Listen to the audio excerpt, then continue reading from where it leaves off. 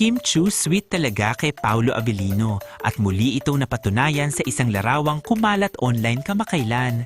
Sa nasabing photo, makikitang si Kim pa mismo ang tagahawak ng script sa cellphone habang binabasa ito ni Paolo. Simpleng gesture lang pero ang daming kinilig dahil ramdam na ramdam ang alagang hindi sa pilitan kundi kusa at puno ng lambing. Marami ang nagsabi na ganito raw talaga si Kim, maalalahanin, supportive at always present sa mga taong mahalaga sa kanya.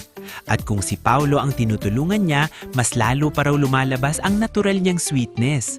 May mga nagkomento pa nga na parang mag-asawa na ang dating, yung tipong automatic nang tumutulong si Kim kahit hindi hinihingi. Sa kabilang banda, kapansin-pansin rin kung paano tumingin si Paolo sa script.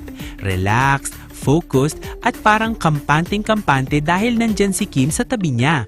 May mga fans na nagsabing, ganyan talaga kapag may taong nagpapagaan ng trabaho mo, habang ang iba naman ay kinikilig sa thought na baka raw mas madali para kay Paolo ang long hours sa set dahil sa presence ni Kim.